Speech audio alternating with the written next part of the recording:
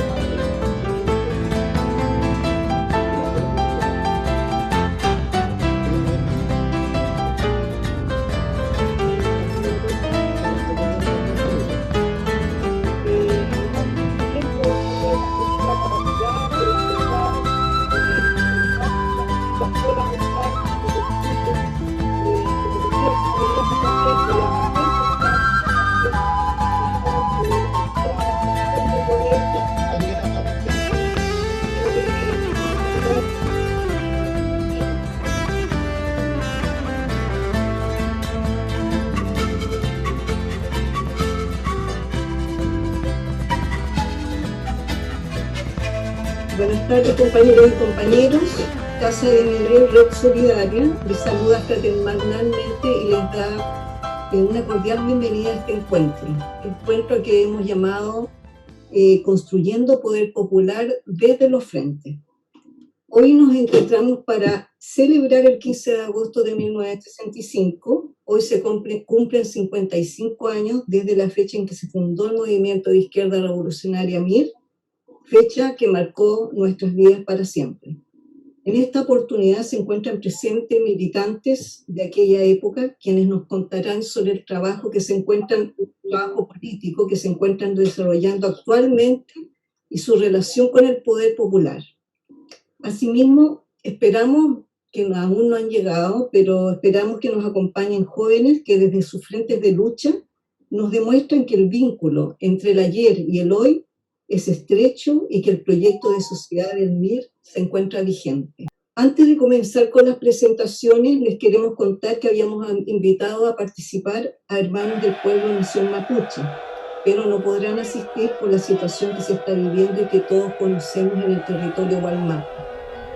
Hacemos extensivo nuestro homenaje y solidaridad al pueblo Nación Mapuche, así como a todos los pueblos originarios de nuestro continente, que luchan por su reconocimiento, autonomía y derechos históricos. Con Cheli, María Graciela Muñoz, de Casa de Miguel, que nos contará de su experiencia en Asamblea Constituyente y Poder Popular. Gracias, Nelly. Bueno, saludamos a todas y todos los que están participando en este homenaje a los 55 años del Movimiento de Izquierda Revolucionario MIR, al de Miguel Enríquez, que un día como hoy, nuestros líderes dieron vida a la organización de los pueblos y a la organización de los pobres del campo y la ciudad. Nosotros continuamos luchando hasta la victoria final y no nos detendrán. Para referirme al Poder Popular y la Asamblea Constituyente, quiero empezar señalando que hoy estamos en un contexto político distinto. La crisis en que nos encontramos es una herencia de 5 siglos de dominación que han bloqueado todos los intentos de desarrollo soberano y político de los pueblos de Chile. Al igual que el resto del continente, nos han sometido a un rol de proveedores de materias primas, con una democracia excluyente, como la definió el enemigo Jaime Guzmán. Hoy somos simplemente una neocolonia, con apariencias de autonomía formal, sometida a poderes fácticos transnacionales que operan a través de un puñado de empresarios, partidos políticos, parlamentarios, altos mandos militares, intelectuales y burócratas a buen precio que se han transformado en parte integrante de la estructura de dominación sobre los pueblos de Chile. La potencia rectora del capitalismo mundial ha entrado en una crisis sin precedentes, pues ha surgido un contrapoder que avanza de manera implacable desde Oriente a Occidente, China, India, Rusia y Europa desligada de Estados Unidos, ramificando su influencia en la economía, el comercio, la ciencia, la tecnología, la política y también en el campo de la geoestrategia militar. Se trata de una crisis multisistémica, con dimensiones económicas, sociales, ecológicas, institucionales, políticas y morales, que a la luz de la pandemia global refleja la debilidad esencial de la estructura y la superestructura de las sociedades y el Estado, del aparato productivo y financiero. Asimismo, pone de manifiesto lo nefasto del capitalismo neoliberal para los territorios y sus comunidades. La situación de hoy es crítica. El país completo está dañado por desigualdad, la depredación ambiental y la corrupción transversal en instituciones políticas, religiosas, jurídicas, económicas y los altos mandos militares y policiales, por las colusiones empresariales, los abusos y la falta de justicia en todos los niveles. La respuesta de la élite dominante ante la rebelión popular, que no es un estallido social, es una rebelión popular, ha sido la represión con violaciones sistemáticas a los derechos humanos y crímenes de lesa humanidad, particularmente brutales contra la juventud y las comunidades mapuches. El gobierno necesita desesperadamente recrear la figura de un enemigo interno, porque su gran objetivo es la desmovilización y la desarticulación de la rebelión popular, antes que la mitigación efectiva de la pandemia. El contexto clave para comprender el actual escenario político es la imposición del gobierno con un diseño de contención y obstaculización de la rebelión popular de octubre 2019. 14 partidos políticos autodenominados de oposición se aliaron con los poderes fácticos y suscribieron el mal llamado Acuerdo por la Paz y la nueva Constitución, en una conspiración de cúpulas, cuyo fin último es desactivar y neutralizar la rebelión popular con el objetivo de evitar el derrumbe del régimen político e institucional instaurado en el Pacto de Julio de 1989, vigente hasta hoy.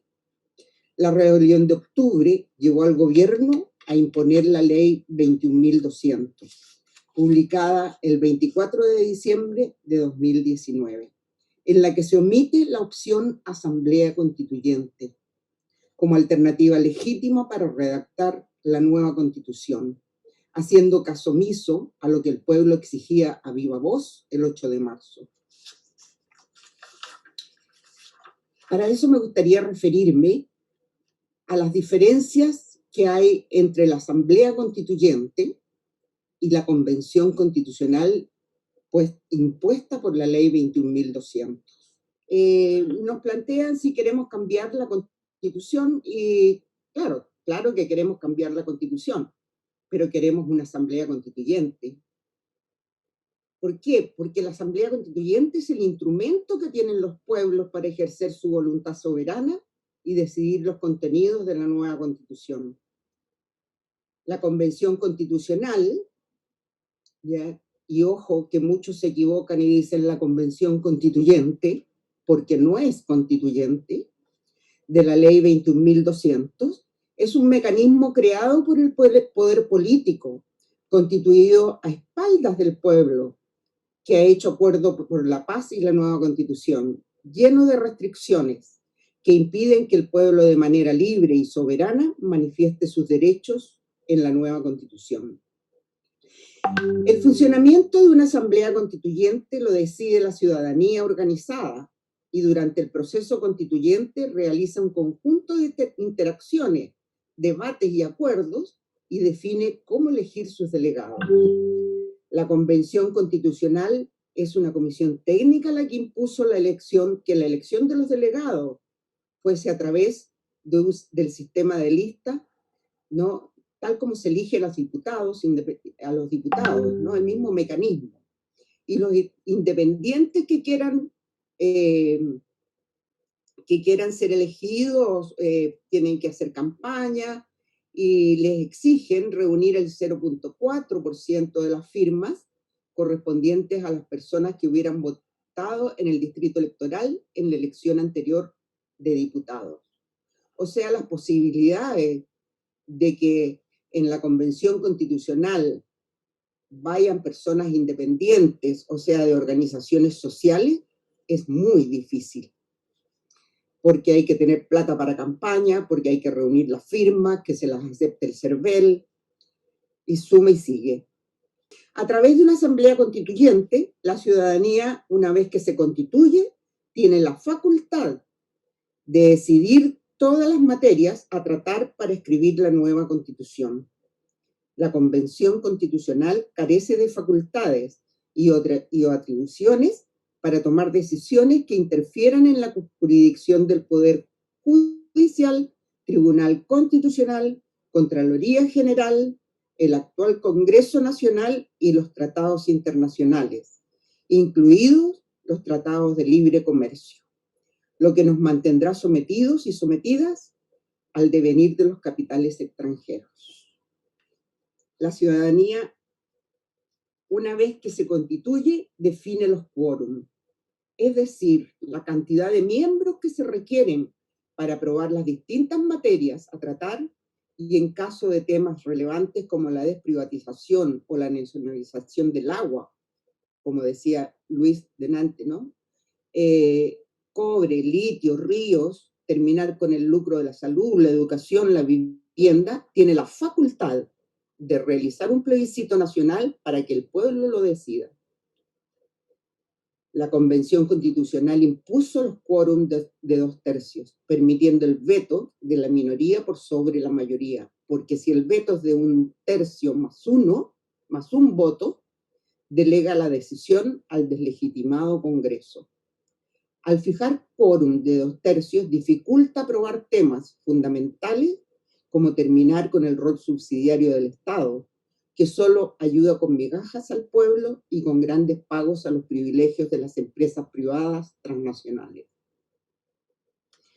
Los parlamentarios en ejercicio, personeros de mayor jerarquía del Poder Ejecutivo, del Poder Judicial, los altos mandos de las Fuerzas Armadas, integrantes del Tribunal Constitucional y directivos del Banco Central para postular a ser delegados, deberán renunciar a sus cargos 90 días antes de la elección de delegados y no podrán postular a cargos públicos ni de elección popular después de 3 años. Ese es el planteamiento en la Asamblea Constituyente. En la Convención Constitucional, para ser delegados a la Convención Constitucional, los parlamentarios en ejercicio cesan su cargo al momento que su candidatura a la Convención es aceptada por el CERVEL. Y una vez que concluye su función de delegado, puede después de 1 año volver a postular a cargos públicos y de elección popular.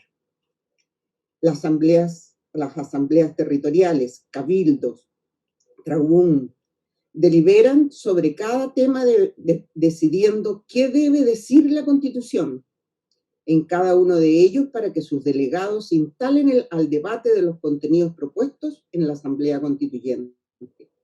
La Convención Constitucional no permite que el proceso de deliberación de las asambleas territoriales incida en la toma de decisiones.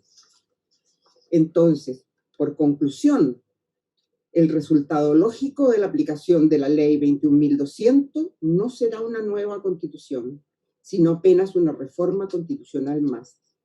Nuestro camino es otro, a que el poder popular movilizado se transforme en un poder constituyente originario, con capacidad para construir una verdadera asamblea constituyente y redacte la nueva Constitución. Adelante con todas las fuerzas de la historia. Seguimos con Iván Saldías, activista sindical, quien nos conversará sobre lucha sindical y poder de trabajadores.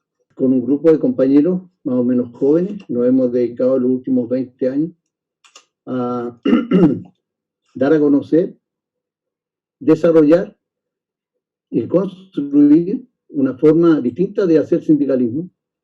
Y para eso tenemos ya bastante experiencia, tenemos bastante reconocimiento. Y en lo que nosotros llamamos el mapeo de la producción, que es la disputa del poder desde el lugar de trabajo, desde el puesto de trabajo. No tiene ningún otro objetivo más que los trabajadores tomen conciencia de lo que producen, de la riqueza que producen, y ver cómo también administrar esa riqueza y sobre todo ese conocimiento. Porque a los trabajadores no solo les roban la fuerza de trabajo, sino que también les roban el conocimiento que produce en el lugar de trabajo. Es bien, nos ha sido bastante difícil incorporarnos o incorporar esta metodología de trabajo sindical en el mundo sindical actual, por supuesto, porque conlleva algunas determinaciones y algunas prácticas que no son, primero, conocidas, y segundo, que son demasiado democráticas, donde el poder radica no en los dirigentes solamente, sino que también radica en los trabajadores que se organizan para construir este conocimiento del proceso productivo. Había pensado hacer una exposición más o menos un poco más oral, pero ahora, debido al tiempo, me voy a limitar a describir, a leer una declaración que tenemos con este grupo de compañeros en que determinamos por qué el mapeo del proceso productivo y la nueva práctica de la organización y lucha sindical. Partimos con una frase, está escrito, los que se interesen se lo puedo hacer llegar. Dice: la burguesía no puede existir sin revolucionar permanentemente los instrumentos y formas de producción. Por consiguiente, las relaciones de producción, por consiguiente, las relaciones sociales. Esta frase es de Carlos Marx y Federico Engels en el Manifiesto Comunista del año 1848. También una frase de un norteamericano, Warren Buffett, que dice: hay una guerra de clases y la estamos ganando.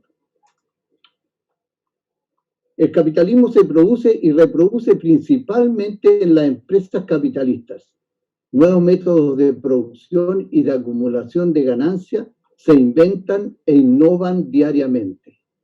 Las prácticas organizadas de la izquierda tradicional se han preocupado en demasía de la conquista del poder y o influir en las superestructuras mediante la creación de leyes que favorezcan a la clase trabajadora, sin inmiscuirse mucho en las unidades productivas capitalistas y su manera de acumular. Como correa transportadora de esta práctica política tradicional, el movimiento sindical que cuestiona el capitalismo se preocupa muy poco del conocimiento del proceso productivo, del análisis de las estrategias patronales de acumulación, de la utilización del saber obrero como herramienta de lucha y la democratización y el poder de las propias organizaciones sindicales. El mapeo de los procesos productivos busca que los trabajadores conozcan y controlen el proceso productivo, que cuestionen y enfrenten la estrategia de la explotación del patrón, que utilicen el saber obrero en favor de los intereses de los trabajadores, que disputen el poder desde el lugar de trabajo, que se democratice la práctica y el conocimiento al interior de las propias organizaciones de los trabajadores.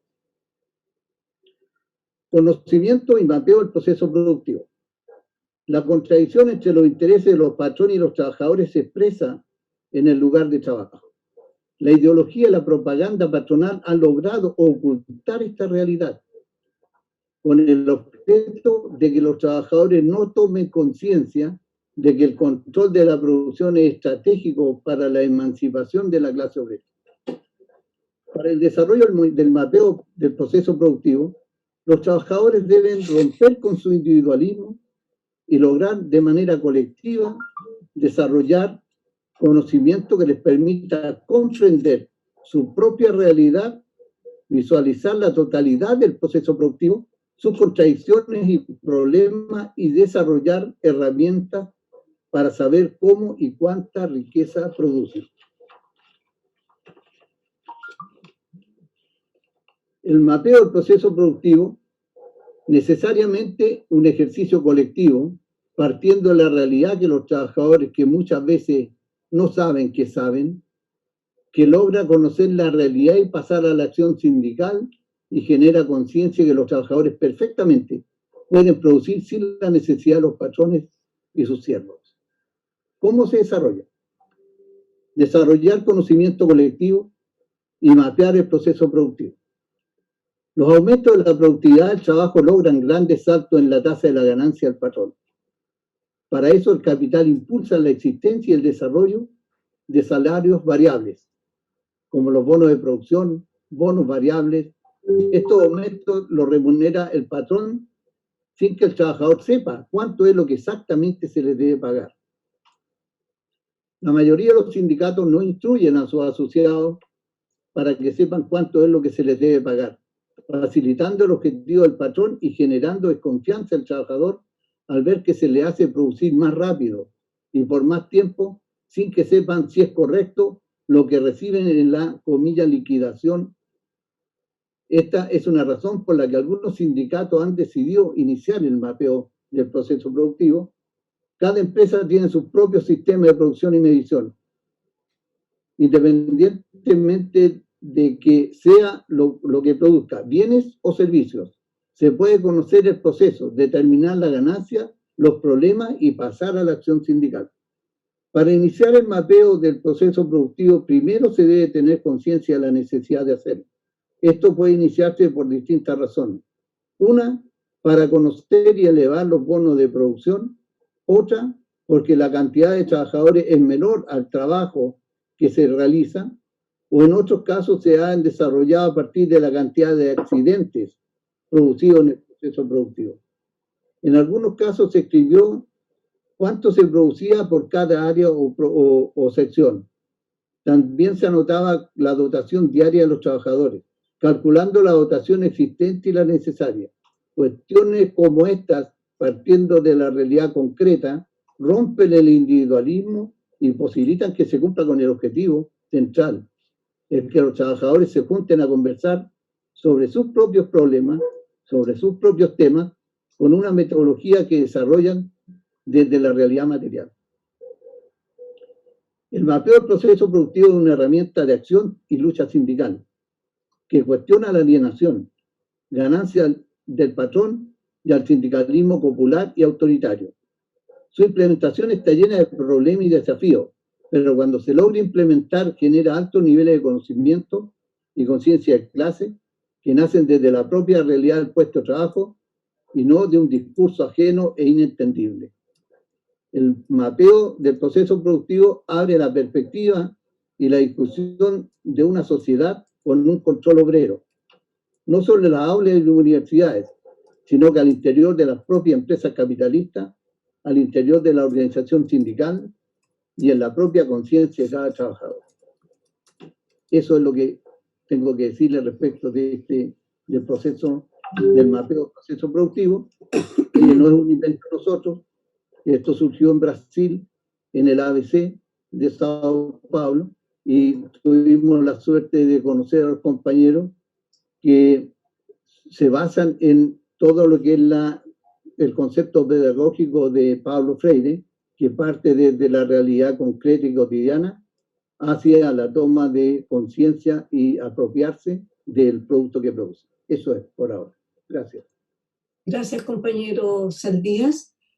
Continuamos entonces con Javier Martín de Casa de Miguel. Él nos va a hablar sobre su trabajo con las asambleas territoriales y poder popular. Ya, Javier. Bueno, muchas gracias. ¿Se escucha? ¿Sí? Sí. Ya.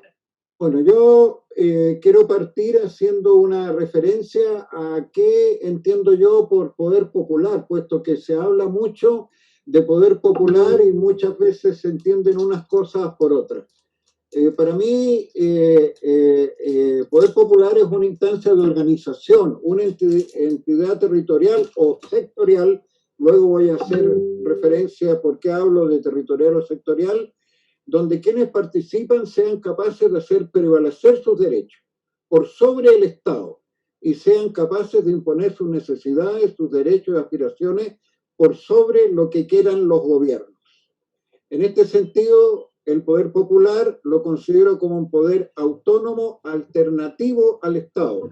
Esta diferencia creo que hay que marcarla, puesto que hay muchos colectivos que dicen nosotros estamos haciendo poder popular porque están haciendo acciones de autocuidado o de autoabastecimiento. Falta un poco para eso. Me refiero a que hablo de organismos de poder popular territoriales, como pueden ser las asambleas territoriales que se crearon a partir del 18 de octubre, los cabildos, las ollas, cordones y otros, o sea, que puedan evolucionar hacia allá, no lo son aún. Y también entiendo el poder popular a nivel sectorial, como comandos de trabajadores, poder popular estudiantil, poder popular de trabajadores de la educación, de la salud, de las mal llamadas minorías, etc. Y poder popular desde el feminismo también, como espero que lo podamos ver más adelante con una intervención que vendrá. Entonces, en definitiva, la concepción de poder popular sobre la cual yo me manejo es una instancia alternativa y en conflicto con el Estado.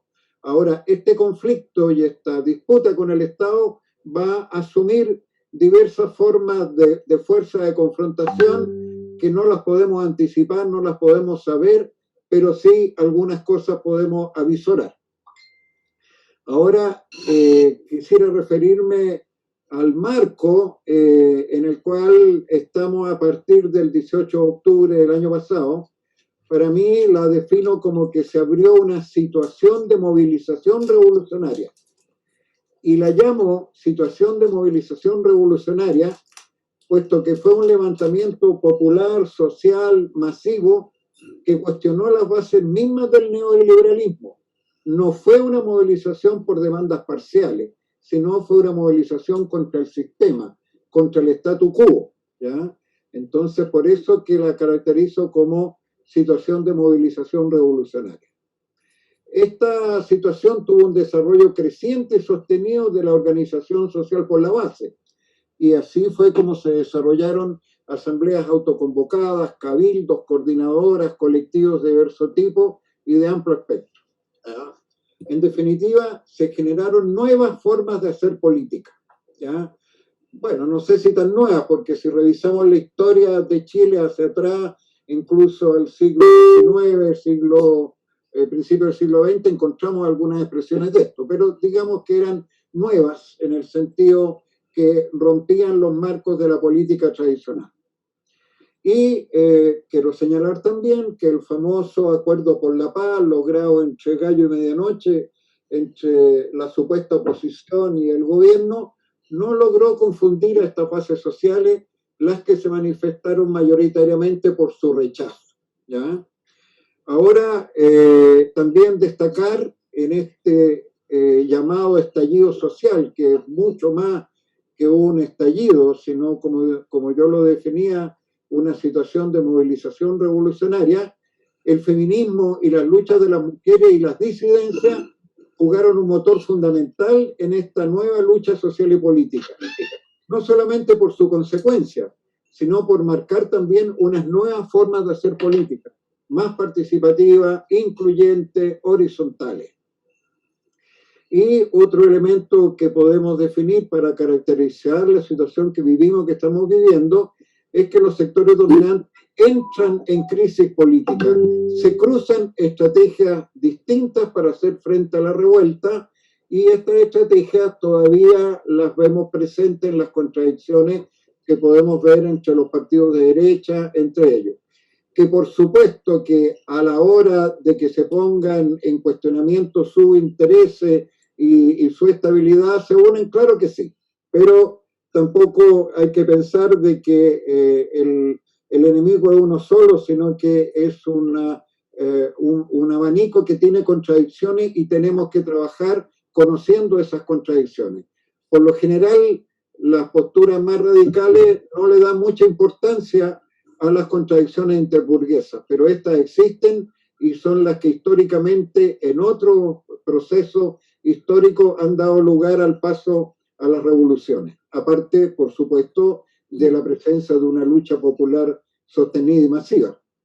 Ahora, ¿cuáles son los desafíos ya que se enfrenta a esto? Pero antes señalar que algunos por ahí sostienen que las asambleas territoriales se desmembraron o bajaron su influencia antes de la pandemia. En mi experiencia no es así. Mi experiencia demuestra que justamente fue la pandemia, el desarrollo, digamos, del coronavirus lo que hizo bajar la actividad de estas organizaciones, pero no se han terminado. Y además, aunque muchas de estas organizaciones ya no estén tan activas o hayan desaparecido, hoy día se están expresando en otras expresiones como las ollas, como los organismos de autoabastecimiento, como los organismos de solidaridad, etc. O sea, que se mantiene un nivel de organización por la base de tipo distinto, de tipo alternativo, se mantiene, por supuesto, bastante afectado por el tema de la pandemia, por el tema de los aislamientos, etc. Entonces, para mí, que la tarea de estas organizaciones es desarrollarse y legitimarse en sus territorios. Estoy hablando de la asamblea, los cabildos, los cordones, las ollas, etcétera, que se ganen realmente la representatividad de sus vecinos y se desarrollen como organizaciones de poder local. ¿Ya? En este sentido, yo me acuerdo haber estado en una reunión de la CAT, ya de la Coordinadora de Asambleas Territoriales, y un compañero hizo uso de la palabra y dijo: nosotros no podemos estar de acuerdo con eso porque representamos a nuestros vecinos, ya de nuestra comunidad. Yo pongo en duda de si realmente representaba a ese compañero a tanto vecino como decía representar, puesto que las asambleas territoriales, los cabildos, etcétera, si bien son importantes, tienen la tarea por delante de realmente ganarse el apoyo mayoritario de su población, y creo que eso no está logrado. Y creo que además, para que se pueda avanzar en fortalecer estas organizaciones nuevas, se hace necesario superar las miradas y prácticas burocráticas y administrativas que están inmovilizando a muchas organizaciones surgidas a partir del 18 de octubre. Por ejemplo, en muchas organizaciones, en algunas en que me toca participar, sacar una declaración por la solidaridad o en contra de la represión de la olla ha tomado una semana y media, ¿ya? O sacar una declaración en apoyo a los hermanos mapuche también toma días. Entonces está como, yo entiendo de que existe una cierta resistencia a lo que fueron las prácticas autoritarias, verticalistas, autoritarias de los partidos políticos, ¿ya? Pero se cae en una inactividad cuando no se es suficientemente ejecutivo. Entonces, para mí, una de las tareas centrales es organizar acciones de educación y de desarrollo de la conciencia entre los vecinos, mediante trabajo puerta a puerta, marchas locales, volantes, afiches, lienzos, videos, etc. Y vamos a vivir un proceso del cual no podemos estar ajenos, que es el proceso constituyente que se avecina. En mi opinión, no tiene sentido discutir si hay que ir a votar o no, ¿ya? Porque en definitiva será una decisión individual de cada persona y muchos millones lo harán. Entonces no tiene sentido que en nuestras organizaciones nos pongamos a discutir si la cocina, si la no cocina, si hay que ir o no hay que participar de eso. Para mí, ya el proceso constituyente puede ser asumido como una gran escuela de formación política para amplios sectores del pueblo, donde el acento, por supuesto, para nosotros, esté puesto en las demandas sociales y en el empoderamiento popular para hacerlas valer. Tal cual decía la compañera Chela hace un rato, no se trata ya de simplemente hacer una reformulación a determinados preceptos que puedan quedar muy bien escritos por ahí, sino que convertir este proceso que vino desde arriba en un proceso de discusión, de formación y de movilización política a nivel de la población. Y en definitiva hay que hacer claridad en la población que para un cambio real en el país se requiere la participación organizada y permanente de la ciudadanía, la que debe construir su propio poder, como ya he dicho, alternativo al Estado. Más adelante, no por ahora, podrán desarrollarse acciones de desestabilización del modelo económico y político dominante, como paros parciales, evasiones, volver a repetir el tema de las evasiones, protestas callejeras, toma de colegios, oficinas del Estado y empresas, huelgas por sector, incluso huelgas generales y movilización permanente, ¿por qué no? Eso es lo que podría ser a mediano plazo. Lo que sí hay que hacer una advertencia muy importante es que se nos viene una acción represiva para la cual está preparado el Estado, está preparado el gobierno muy fuerte, que además ya empezó.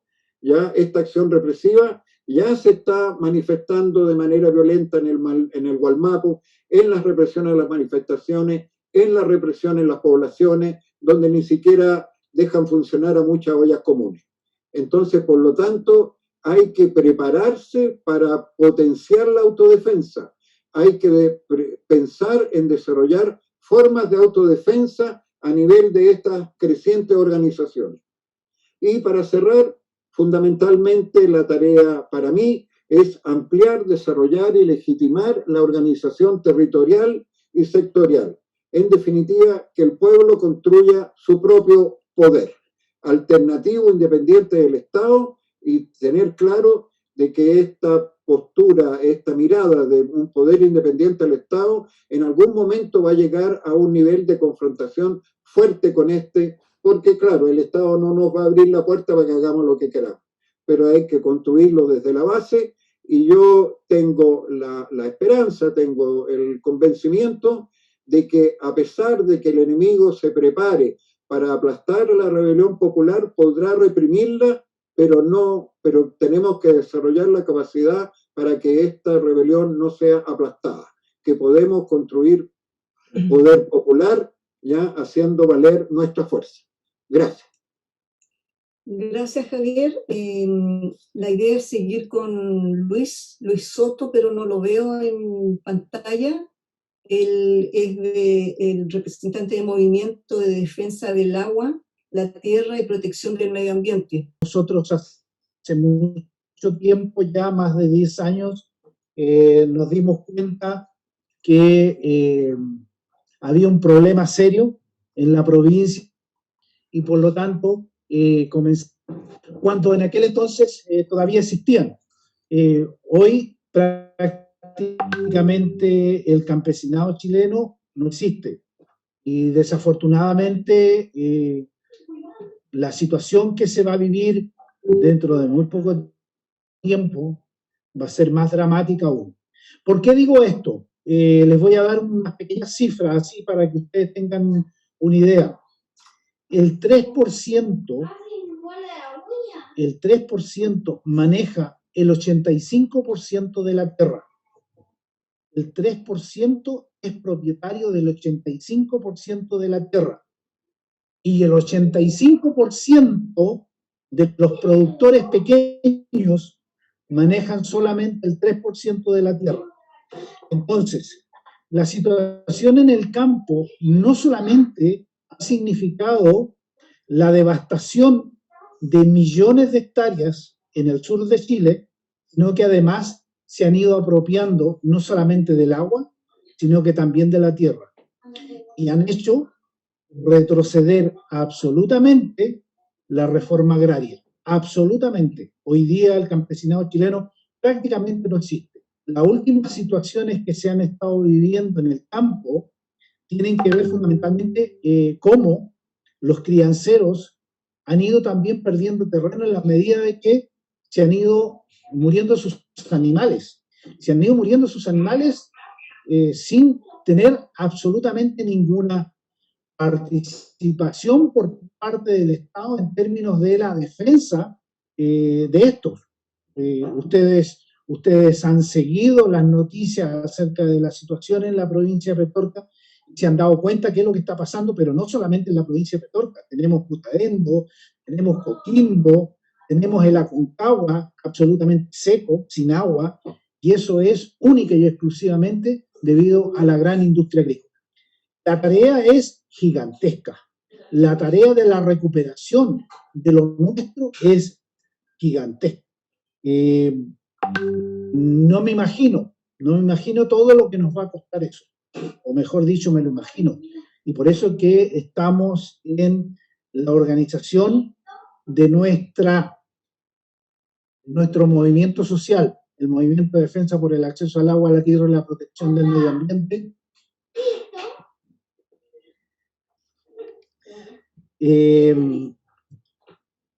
Estamos tratando de organizar el movimiento a lo largo de todo el país. ¿Por qué? Porque la situación del agua no es solamente la situación en la provincia de Petorca, sino que es una situación que se da a lo largo de todo el país. La necesidad de la recuperación del agua.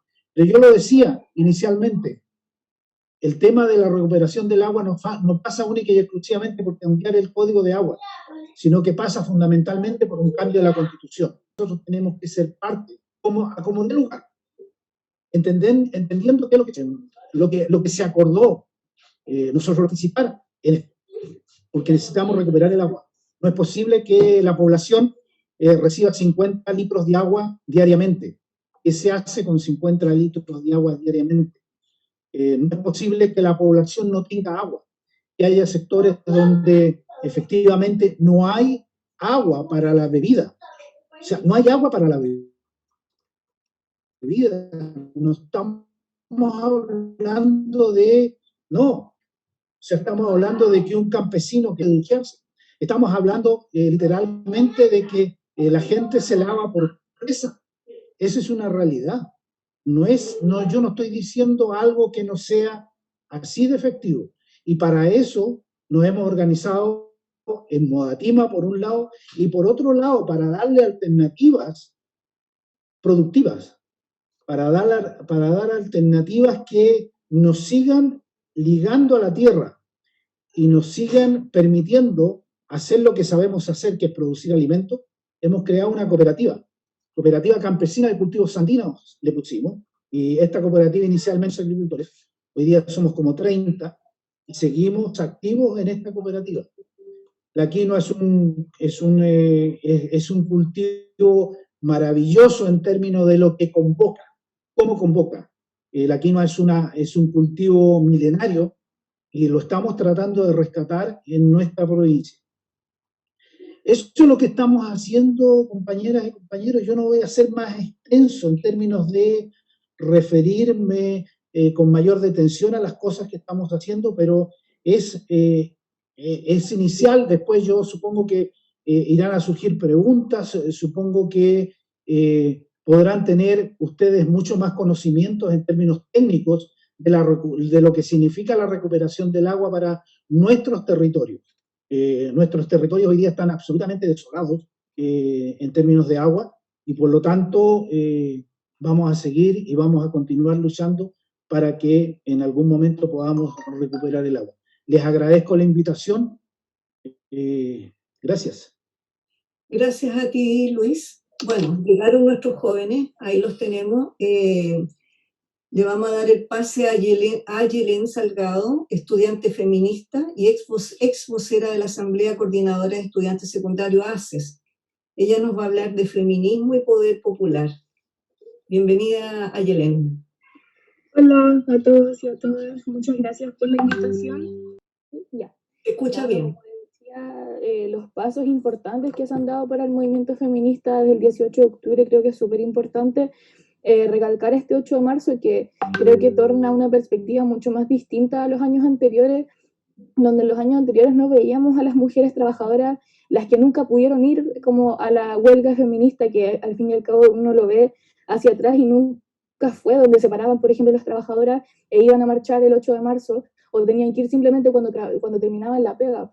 Pero ahora es mucho más distinto cuando vimos a todas las mujeres de territorio, a las mujeres pobladoras, a las mujeres trabajadoras, luchando ese mismo día y todo torna muy distinto el que haya sido la hora, por ejemplo, que fue las 12 del día, donde todas las mujeres comienzan todas las labores reproductivas, empezar a cocinar, el cuidado de los niños y las niñas, y vernos a todas ahí marchando, también las compañeras que se fueron desde sus colegios, y era todas las mujeres en su conjunto y realmente viendo y ahí poder replantearnos como desde el feminismo que nosotros queremos empezar a impulsar y concretizarlo realmente en un trabajo como real y empezar a cuestionarnos hasta dónde estamos dispuestos a que el feminismo se encierre en las aulas universitarias, por ejemplo, que es donde vemos más como la discusión feminista, mucho más ahora que hay un entendimiento real desde muchas perspectivas de que muchas mujeres quizás no se habían cuestionado nunca sus condiciones de vida desde su clase y como su género.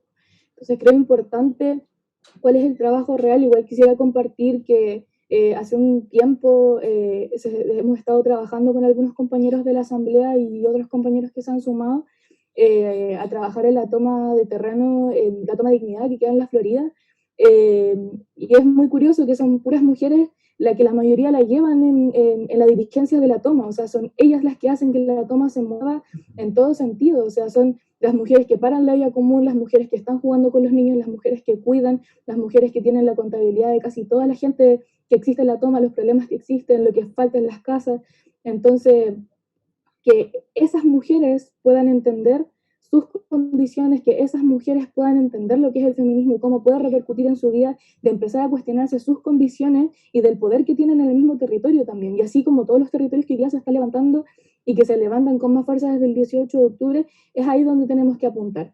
Que sea un trabajo territorial real, que se organice las feministas de todos los territorios, las feministas, las compañeras que todavía no conocen estos términos, las compañeras que nunca se los han cuestionado, que están envueltas en una violencia machista sistemática también y que nunca se lo van a cuestionar si no llegan personas también convencidas a poder explicarlo y mostrarlo realmente como su vida en general, porque es mucho más complejo que solamente empezar a hablarles de lo que es el patriarcado, por ejemplo, a la toma de terreno. Uno les tiene que hay que empezar a conversar de lo que significa, por ejemplo, que sean ellas las que paran la vía común, de por qué tienen que ser ellas las que tienen todos los cuidados que tienen que tener, por ejemplo, en la toma. Y así yo creo que es importante y se empieza a ver mucho más ahora que quizás antes como que solamente algunas personas podrían hablar como de la alianza del capitalismo y el patriarcado con entendimiento de lo que significa esto. Pero es ahora más que nunca donde se tiene que entender desde todas las aristas y quienes viven la contradicción del género y la clase más profundamente. Yo creo que ese es el paso que hay que dar, que seamos todas las mujeres en conjunto y que sea un feminismo con perspectiva de clase, que las mujeres se entiendan como sujetos que son oprimidos y que se salga de esta lógica que solamente somos víctimas de este sistema o que solamente queremos algunas igualdades en ciertos derechos, sino que es con una perspectiva de un cambio de sociedad en general. Y yo creo que es muy importante también, por ejemplo, estar acá y hablar que las mujeres también que somos de esta generación, seguimos con estas convicciones de años anteriores de poder cambiar y tener un mundo mejor, crearlo, construirlo desde el territorio, con poder popular, en el control de todas nuestras comunidades, ya sea educativas, en nuestro territorio, y que desde ahí se vaya construyendo. Eso, compañeros, yo creo que es un largo camino todavía y que toma mucha fuerza, es como que agarrar abuelo desde el 18 de octubre, pero realmente es necesario empezar a ver que esta pelea también es para que caiga el capitalismo y el patriarcado y que caigan de una vez. Eso, compañeros. Gracias, Ayelen. Muy bien. Bueno, Víctor Chanfró también está con nosotros. Yo lo voy a presentar como ex vocero vocero de la ACE 2019. Él nos va a contar su labor y experiencia en el tema de jóvenes y poder popular. Adelante, Víctor. ¿Se escucha bien? Sí.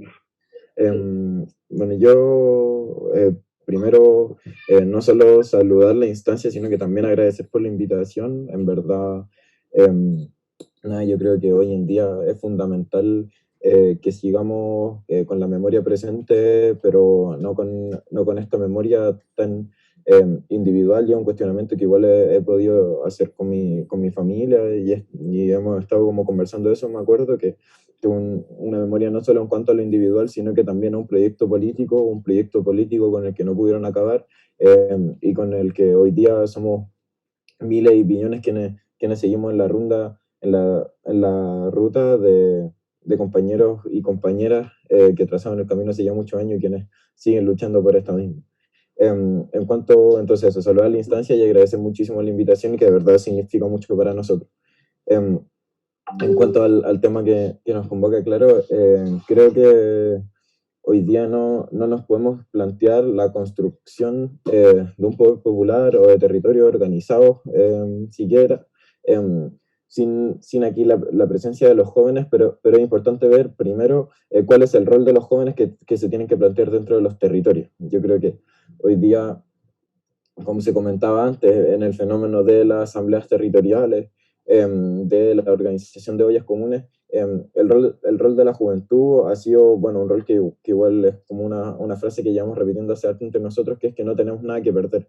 Y en este rol activo, y en este rol de que la juventud se va vinculando con su territorio, es que es principalmente un rol dinamizador. O sea, desde la movilización en los establecimientos hasta la movilización en los territorios, es sumamente importante el rol de la juventud, pero entendiendo también que es un rol auxiliar al rol que tiene la clase trabajadora dentro de. O sea, nosotros tenemos que aprovechar nuestras oportunidades, pero también ir potenciando la organización, por ejemplo, en los territorios, para que no seamos solo la juventud quienes se organicen, sino que también los otros sectores, los sectores de los trabajadores y trabajadoras, como también de los pobladores y pobladoras. Yo creo que eso es sumamente importante para que se vaya avanzando en la concepción de la juventud. Nos pasaba un poco, y particularmente nos pasaba con la IELEM, que posterior al 18 de octubre se enaltecía a la juventud como, bueno, por las movilizaciones iniciales, por las evasiones de metro,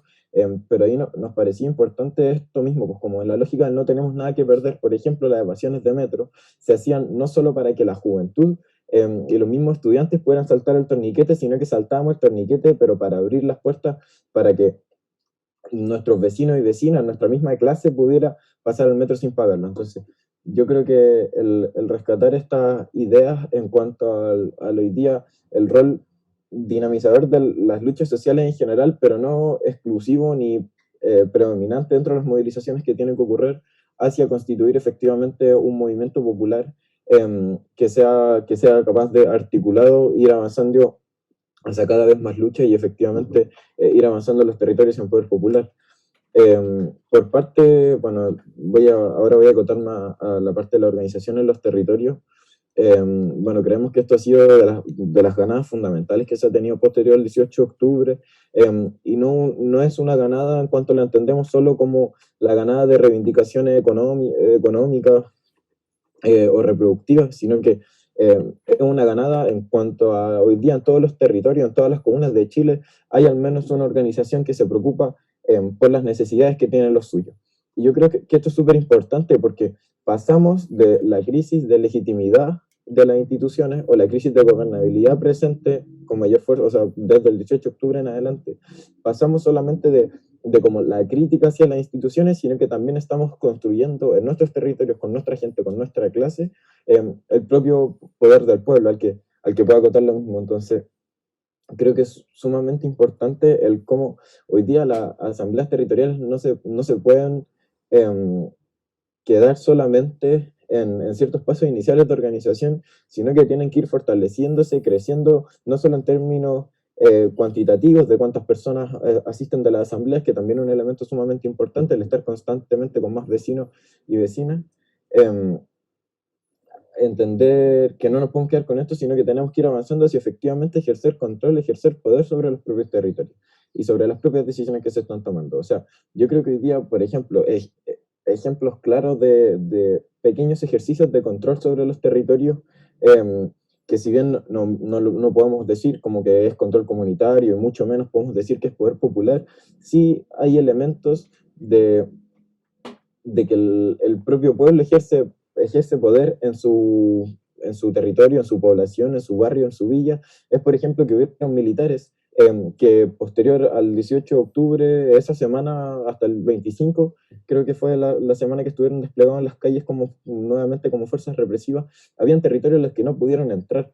Entonces, claro, se hablaba un poco una voz derrotista de que apenas sacaban a los milicos como que tenían controlado el país, pero efectivamente hubieron poblaciones a las que no pudieron ingresar, y ahí ya era ley como de la organización territorial, de la asamblea, el qué se hacía o no dentro de los territorios. Entonces yo creo que fue sumamente importante esto de como la juventud participando de las instancias territoriales, participando de las ollas comunes y participando también, y no se tiene que perder, la movilización activa en nuestros establecimientos educacionales, como desde ese rol también tenemos que ir potenciando los distintos tipos de organización territorial hacia efectivamente poder ir cada vez como tomando más fuerza.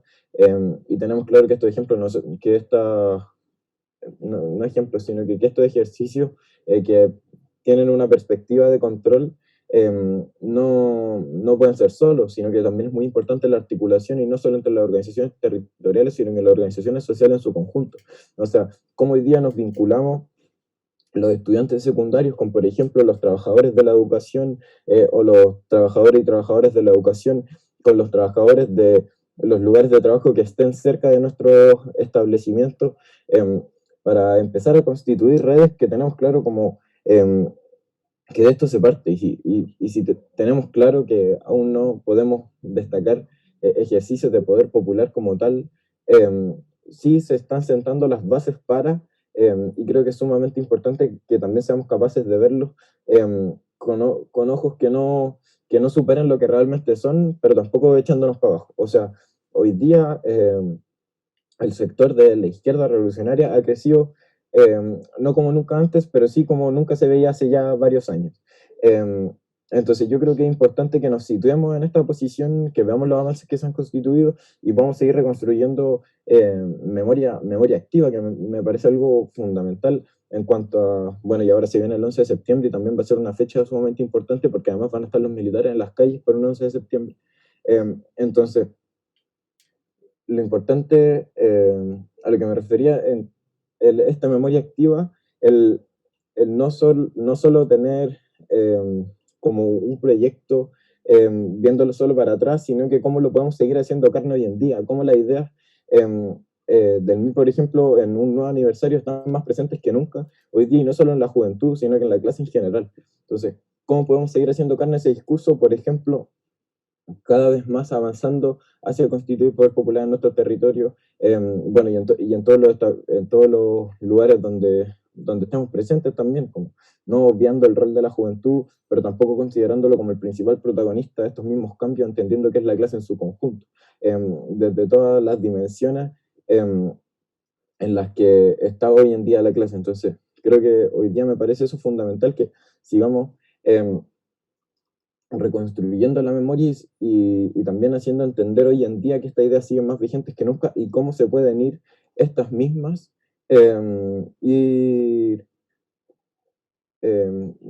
cómo estas mismas se pueden seguir articulando.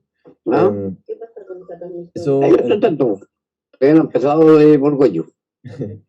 eso venía a decir en cuanto a hoy día. Nosotros creemos que la principal movilización es parte del rol de la juventud, pero en sus territorios, en sus poblaciones, en sus barrios, en sus villas, y cómo acá es donde más se puede avanzar y seguir avanzando con fuerza, y algo que no se puede negar, hacia efectivamente constituir poder popular en pos de un objetivo mucho más grande que tenemos claro, pero como también no nos podemos presentar como si estuviéramos en una situación pre-revolucionaria, si es que antes no nos dedicamos a construir efectivamente un movimiento popular articulado con un carácter de clase y con demandas, no solo con reivindicaciones inmediatas, que también es necesario, sino que efectivamente que desde el movimiento popular se pueda construir un programa que nos indique también los pasos a los que seguir avanzando. Eso, compañeros y compañeras, muchísimas gracias nuevamente por la invitación, y arriba lo de las que luchan desde la izquierda revolucionaria. Oye, muchas gracias, Víctor, muchas gracias a todos los panelistas. Bueno, ahora vamos a abrir un espacio para opiniones, aportes, preguntas. De hecho, ya hay una pregunta para Iván Saldía, que le piden que dé ejemplos de mapeo y su vínculo con el desarrollo de poder popular. El caso de Cerámicas Cordillera ha sido el caso más avanzado que ha tenido el mapeo del proceso productivo en Chile, creo yo, de los que conozco. Porque ellos llegaron a controlar todo el proceso desde que ingresaba la cerámica, que pasaba por los molinos, después pasaba por los moldes, después pasaba por los hornos, después pasaba por control de calidad y después pasaba por el empaque y después pasaba por el despacho. Todo el proceso. Se dieron cuenta que al final de los turnos, primero lo que lograron fue un tremendo bono de producción, porque sabían exactamente anotando cuánto era lo que producían. Era muy fácil también, digo fácil, digamos, pero fue difícil el proceso, fue largo el proceso. Porque ellos podían ver el precio de la cerámica en las tiendas. Podían ver los precios. Entonces, cuando veían los precios, ellos comparaban la cantidad de producción de metros cuadrados que ellos hacían de tal producto y cuánto era lo que les pagaban. Y cuánto era, aproximadamente, cuánto era lo que obtenía la empresa por esa tremenda producción. Eran como 10.000 metros cuadrados semanales que producían. Entonces sacaban la cuenta y veían cómo también hacían historia. También lo vimos en la CCU, en la fábrica de cerveza. Entonces ellos se daban cuenta cómo con el correr del tiempo los mismos trabajadores iban desarrollando conocimiento que era apropiado por el empresario, por el patrón, que lo que hacía era que buscaba la forma de eliminar puestos de trabajo y de entregar ese trabajo a otros, a los pocos que quedaban. Por ejemplo, en el caso de Cerámicas Cordillera se dieron cuenta que años atrás eran 20 los mecánicos que hacían la mantención de la maquinaria, pero después le fueron metiendo esa pega a los mismos de la producción y al final habían 4. ¿Te das cuenta? Entonces ellos todo lo iban calculando también en el costo de producción y en el costo de la mano de obra. ¿Y cuánto era lo que obtenía? Lo fundamental, y una de las cosas que más voy a hacer una infidencia, espero que no salga a América Latina, lo que más les costó a estos compañeros de la directiva del sindicato fue darse cuenta que tenían que recoger la información de los propios trabajadores y analizar con los trabajadores el proceso productivo. Y después con los años nos dijeron, mira, ¿saben lo que pasa? Es que cuando ustedes llegaron con la idea, pensábamos que nos querían acerruchar el piso. Y nos dimos cuenta después que no era así. Ese es un problema muy complejo. Entonces, se dieron cuenta, por ejemplo, que al final del turno, los ingenieros llegaban al horno y pedían que había un problema dentro del horno y que tenían que abrirlo. ¿Qué ocurría? Que abrían el horno y entraba el aire helado y se quebraba toda la última horneada. Los cabros no sabían qué es lo que pasaba, por qué lo hacían. Porque pasaba la otra etapa del bono de producción. Entonces sacaron la cuenta que donde iba lo que se rompía, se iba de nuevo a la molienda y le salía mucho más barato a la empresa volver a hacer todo el proceso de producción de la cerámica que pagar el bono de producción por ese día. Entonces al final se paraban en la puerta del horno y no dejaban que los ingenieros, porque ya era una práctica, que no lo rompieran, porque controlaban cuánto era lo que producían. Bueno, fue genial, fue genial. Entonces fueron aprendiendo, porque la gracia de esta metodología es que una vez que los trabajadores se dan cuenta de eso, ya hay que dejarlos solos. Ellos lo van a hacer, lo van a descubrir, pero ya colectivamente. Por eso se llama producción colectiva de conocimiento. Y esa conexión lo hacen que ellos tengan un conocimiento muy profundo del proceso productivo, y eso pasa a ser un poder de los trabajadores en las empresas. Es un poder popular, y ellos lo nombran así. Este es nuestro poder popular. Me gustaría preguntarle a Víctor, ¿cómo ven ellos en su organización juvenil en este proceso? ¿Cómo ven ellos la formación, ¿no? Para avanzar en un movimiento popular articulado, como él decía, ¿no? Porque nosotros podemos recordar que para poder hacer el proceso que hicimos al interior del partido nos íbamos formando mucho, ¿no? Estudiando, formándonos ya colectivamente para avanzar en los distintos frentes en que estábamos trabajando. ¿Cómo lo ven ellos eso? Bueno, yo creo que el proceso de formación política es un desafío constante. Yo creo que de las pocas cosas buenas que ha traído al interior de las organizaciones, no precisamente territoriales, como puede ser la ACE, ha sido estos procesos de formación. Yo creo que ahí es importante que cada vez vayamos innovando, por así decirlo, o saliendo de los márgenes de la zona de confort, que no es solo individual, sino que también es de las organizaciones. A veces para las organizaciones estudiantiles es mucho más fácil discutir de educación, por ejemplo, o así como las distintas organizaciones desde su sector pueden caer en una comodidad que no aportan nada para la formación política. Entonces yo creo que es un desafío constante, y así lo hemos hecho por lo menos desde la pandemia, al igual que aquí, mediante llamadas de Zoom y así, con los procesos de formación, y como también hemos intentado buscar constantemente otras materias desde las que formarnos.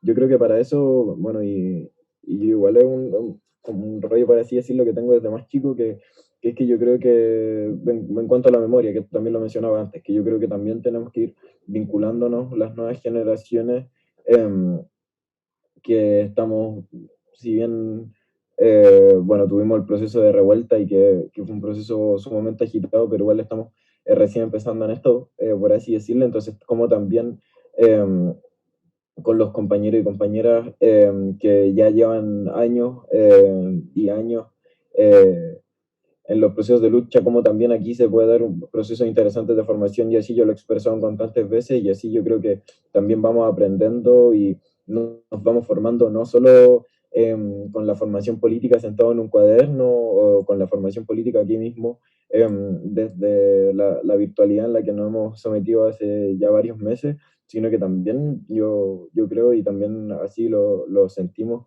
desde la base, que también nos formamos políticamente cuando participamos de instancias de estas, tanto hablando como escuchando, cuando tenemos conversaciones. Yo creo que, bueno, y gracias igual, gracias a la exposición como que pasamos nosotros dos, principalmente con el proceso de la PSU y en enero, es que me permitió, como en lo personal, también hablar con mucha gente que, por ejemplo, había sido compañeros de mi abuelo. Y yo creo que en estas conversaciones así, yo, como los procesos de formación igual se van intensificando mucho más que solamente pescar y leer un libro, que también es sumamente necesario, y no se tiene que ir quitado de un momento a otro. Entonces, yo creo que nosotros también, como vemos la memoria, no es solo de una entendiéndola como activa, en cuanto hay que retomar un proyecto, hay que retomar demanda, hay que retomar consigna, y hay que recordar, hay que retomar como toda una forma en cuanto a la organización que hace mucha falta ahora, sino que también es que podamos ir aprendiendo de los compañeros y compañeras que tienen mucho que entregar, y yo creo que eso ha sido como herramienta, y no usando la palabra de la manera como utilitaria, por así decirlo, pero sí que nos pueden dotar de muchas herramientas que hoy día son súper necesarias, desde elementos de autodefensa, seguridad, como también de formación política, o también de experiencias de pega territorial, por ejemplo, que se haya tenido en tomas de terreno, en poblaciones, barrios y villas. Entonces yo creo que eso que es un momento importante, y que ahí también hay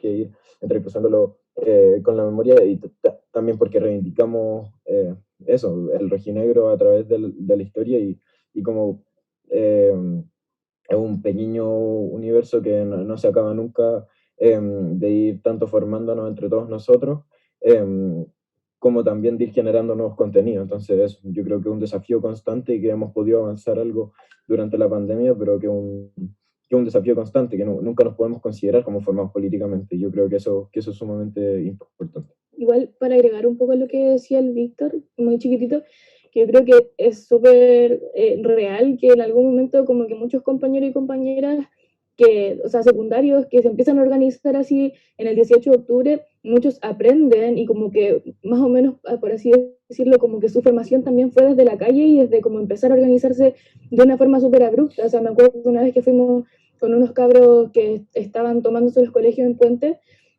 que los cabros nos decían así como, no, yo no tenía idea cómo me iba a tomar el colegio, solamente lo hice como que después, así ya tomándose el colegio, estaban conversando como ya, ¿por qué no estamos tomando el colegio? Como que ahí se entraban estos espacios como de reflexión y de formación, de entender como, ay, ahora sí entiendo por qué lo estoy haciendo.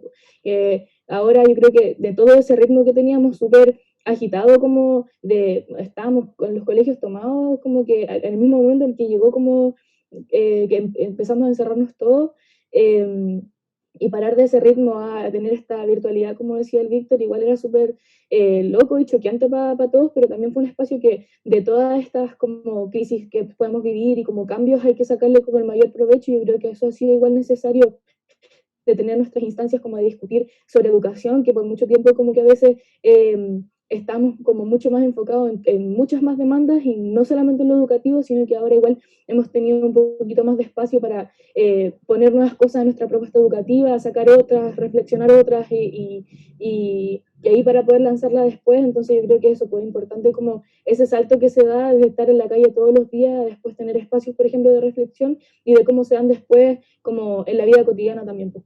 Eso. Listo. Gracias, Ayelen. José Miguel y después Margarita pidió la palabra. Margarita. José Miguel primero. Como una primera vez que participo en una instancia de este tipo, y me ha resultado sumamente interesante escuchar a los expositores en esta parte del ciclo que están desarrollando. Respecto de la Violeta Parra, yo quise decir antes que creía que le daba mucho sentido pensar en los 55 años, ya al lado de o en función de una toma de terreno en este año 2020. ¿ya? Entonces creo que todo esto ha estado muy rico en contenido. Ahora, en relación a lo que plantean los expositores, en cada una de las temáticas, y pueden haber otras más, por supuesto, yo creo percibir lo que son elementos de generación de poder popular. ¿ya? O sea, yo coincido con que no hay una definición absoluta de lo que es poder popular. Yo fundamentalmente lo asocio a la idea del empoderamiento, ¿ya? A cómo se va construyendo una conciencia que permite relacionar cierta reivindicación, cierta lucha directa con una conciencia de poder de clase, de poder sectorial, de poder territorial. Y cómo no verlo, por ejemplo, en el caso de lo que llaman mapeo, si no es nuestra vieja consigna ya del control obrero, ¿ya? Adecuada a las condiciones actuales. Entonces, ¿cómo no verlo en relación a la lucha por el agua, ¿ya?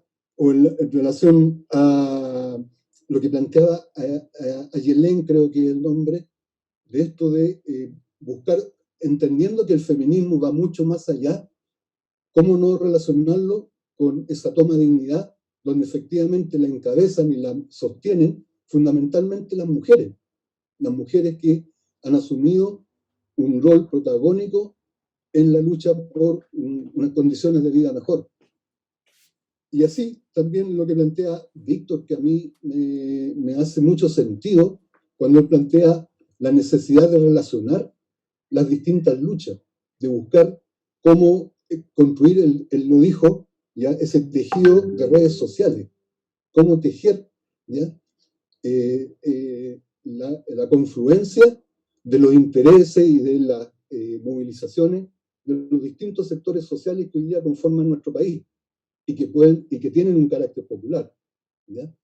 Entonces, yo lo digo y me detengo en esto, fundamentalmente porque creo que nosotros tenemos que salirnos un poco de los esquemas y ser mucho más abiertos a cómo se van construyendo estas nuevas realidades. Y entender que el poder popular ni siquiera era el instrumento de la toma del poder, ¿ya? Porque si no somos capaces de construir un poder democrático, incluso en una toma de poder y de ser gobierno, ¿ya? Si no tenemos esa democracia de base, efectivamente no va a ser poder popular, ¿ya? Y ya tenemos mucha experiencia de cómo eso se transforma en estados que institucionalizan una forma de dominación. Entonces, yo entiendo como un continuo estas cosas germinales, que ya no son tan germinales, con los procesos de lucha que permiten asegurar una supremacía de una democracia de base, de una democracia popular. Planteo todo esto porque me preocupó un poco, yo no soy experto en el tema, ni mucho menos, esta correlación entre asamblea constituyente y a lo que estamos un poco enfrentados, que es la convención constitucional, el cambio constitucional. Yo creo que efectivamente no es lo mismo. Yo creo que una y otra responden a determinadas correlaciones de fuerza, pero me parece que sería un error confrontar desde ya. Una cosa es esclarecer y otra cosa es confrontar un determinado esquema con una realidad que inevitablemente vamos a vivir. Yo no tengo una participación política activa desde hace muchos años, y sí he retomado una participación social en un cabildo en la Florida. Y obviamente que participé desde el 18 de octubre en mi territorio en ese cabildo. Y he visto la evolución de lo que fue un grupo inicial con un fuerte arraigo en la consigna de la lucha callejera, de la asamblea constituyente, etcétera, a ir tomando conciencia de cómo se legitimaba este grupito en una población que tiene 15.000 habitantes, y de los cuales nosotros no éramos más que, en los mejores momentos 80, después 40, finalmente 20. No me acuerdo la palabra que usaba muy bien Víctor, pero en esta cosa de que estamos confinados, se buscó otra forma de poder vincularse a la población. Y es increíble cómo se ha ido ganando una legitimidad y una capacidad de relación a través de distintas acciones que se realizan con esta población que es la nuestra. Entonces yo digo esto porque me preocupa, porque son temas que se discuten, en nuestro cabildo se ha discutido, pero en otras asambleas, con otros con los cuales nos coordinamos, y yo creo mucho en lo que dijo Javier, ¿ya? Lo que viene, o sea, la constitución que surja, ¿ya? Tiene o no tiene sentido si es que efectivamente no hemos o no hemos logrado hacer de ese proceso una escuela de, comillas, politización de más amplios sectores de nuestro país, ¿ya? Puede salir la constitución más escrita, la más perfecta, pero si no tiene efectivamente una base social de respaldo, no va a tener peso, ¿ya? O al revés, ¿ya? La peor derrota nuestra sería que este proceso consistiera solo en que un sector de la población va a votar y vuelve a su casa. Entonces, a mí me gusta mucho la idea que plantea Javier, de que esto sea, yo creo que va a ser un proceso, se va a politizar. Aquí va a haber confrontación social y política con sectores de la derecha, ¿ya? Y con sectores de la izquierda, por supuesto, también. Pero aquí va a haber, yo creo, y sería muy interesante que esto se transformara en un proceso de movilización política que permitiera continuar no solo en el plebiscito, y la constituyente y la nueva constitución, sino que continuar en un proceso en que revinculemos a nuestra población, a nuestro pueblo, con la legitimidad de hacer política y de una buena política. me quedo ahí, les agradezco la invitación y ha sido súper interesante para mí escuchar todas las exposiciones. Muchas gracias, José Miguel, por tu aporte, muy interesante, muy completo, realmente un buen aporte. No sé si alguien más tiene algo que consultar o que aportar. Víctor, tu micrófono. Sí, ahora sí. No, yo quería agregar solo un último elemento en cuanto a, solo ya que salió el tema, en cuanto al plebiscito y el proceso constituyente, yo creo que con eso es importante y bueno, han sido múltiples las discusiones al interior también de la izquierda revolucionaria. Yo creo que nos hemos visto muy confrontados por no solo por lo que significa la palabra plebiscito para bueno, este sector de la izquierda como a niveles históricos, sino que también en cuanto ahora como el acercamiento de un proceso que no deja de ser institucional, pero donde se abre como una determinada oportunidad bastante acotada por lo demás. Yo creo que ante aquello, más que como comentaba, bueno, en un inicio, justo cuando nos comentamos, como comentaba Javier, em, del proceso como de discusión de esto, el voto no voto, y bueno, nosotros tenemos la posición como desde la base, que lo zanjamos a principios de año, que era que no vamos a ir por el apruebo como que nos coma toda la agenda, en que nosotros creemos que es algo que no puede ocurrir. En cuanto a poco menos que sea el apruebo y el paso siguiente a la revolución. O sea, nosotros creemos que hoy día también hay que bajarle unos tonos en cuanto a las expectativas que se tienen de estos procesos, que no es así.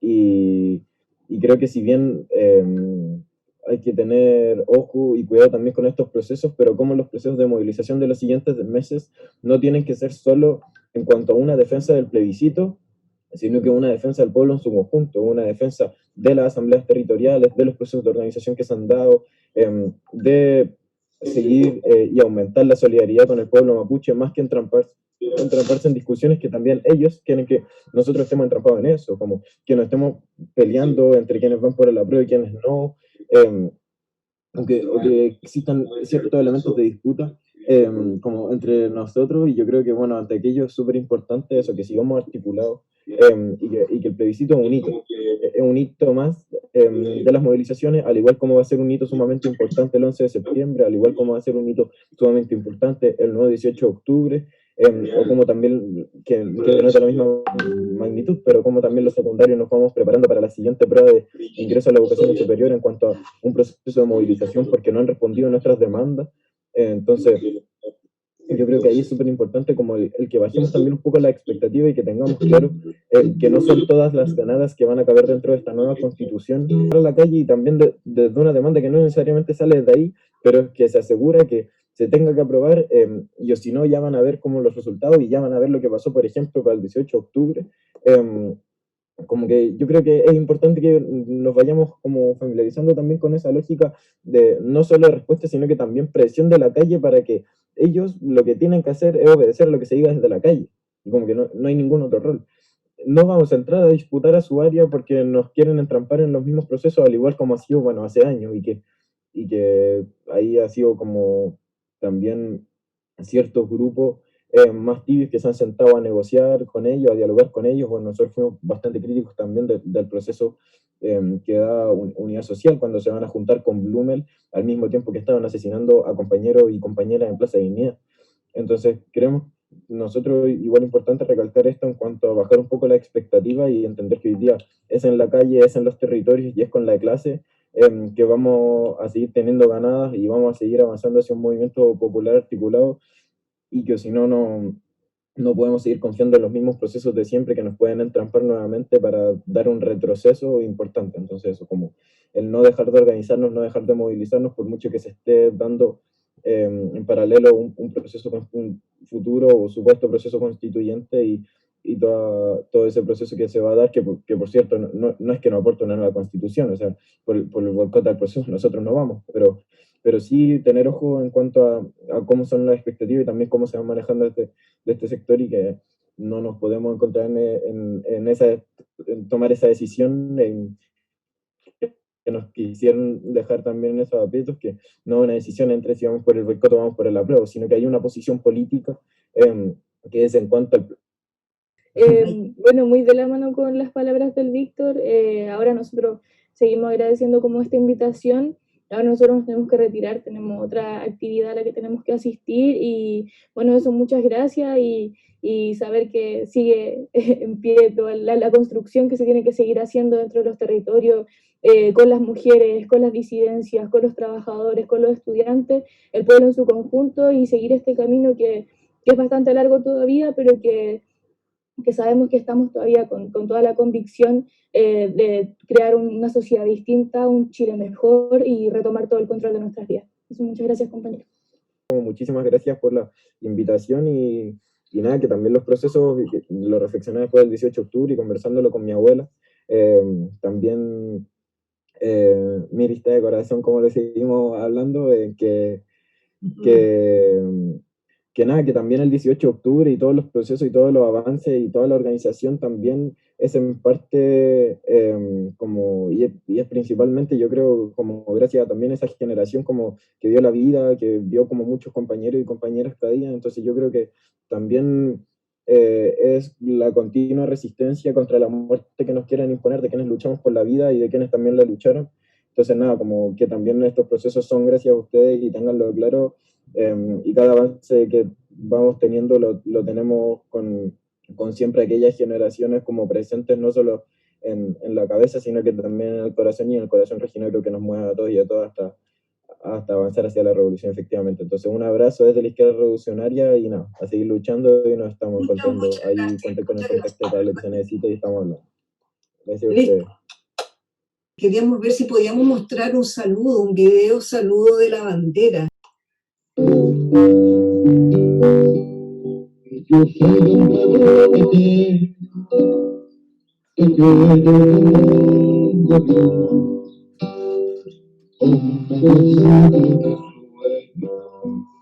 de vergüenza y de valor. Yo soy un pueblo sencillo como la soy un pueblo desasido.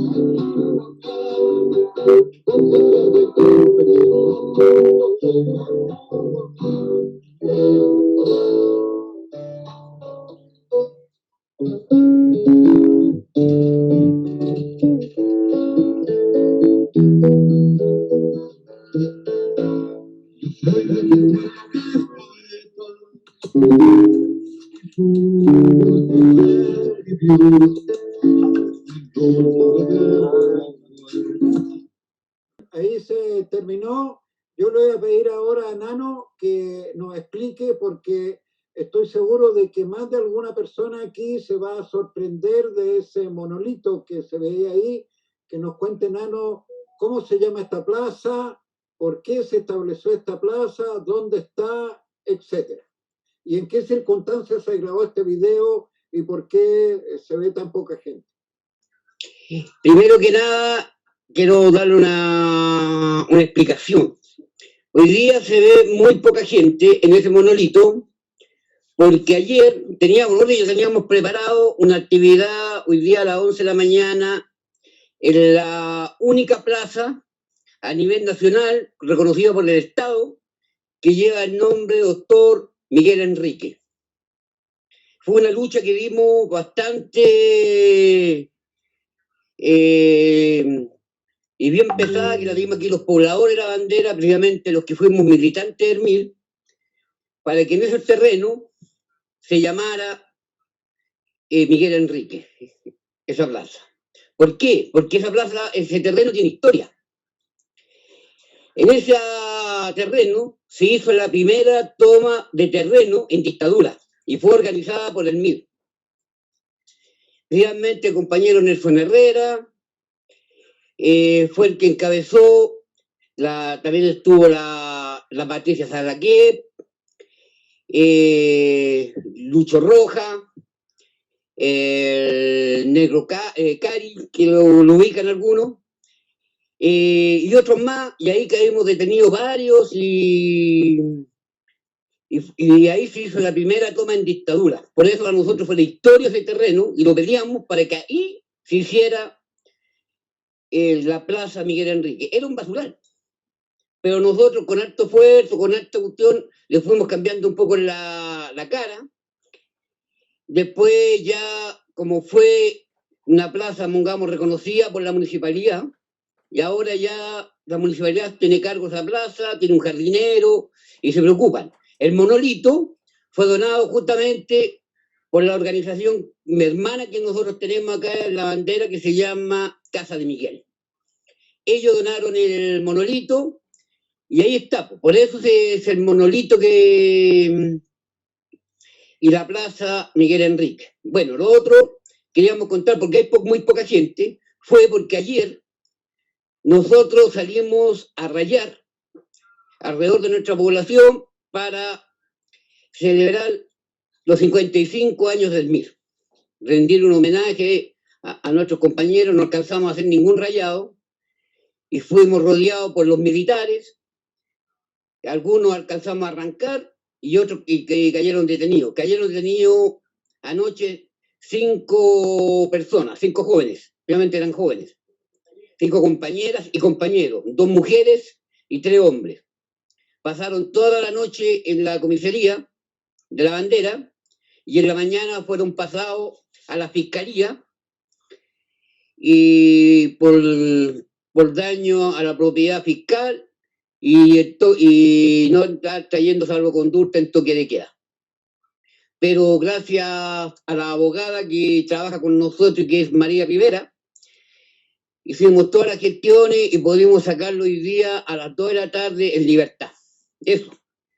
Gracias, Nano, por la información.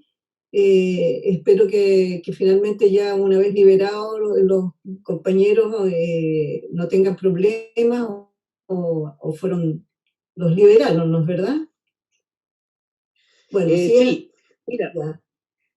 mira, ¿por qué habían muy pocas personas? Porque los que teníamos, los cabecillas que estábamos organizando la manifestación hoy día ahí en la plaza,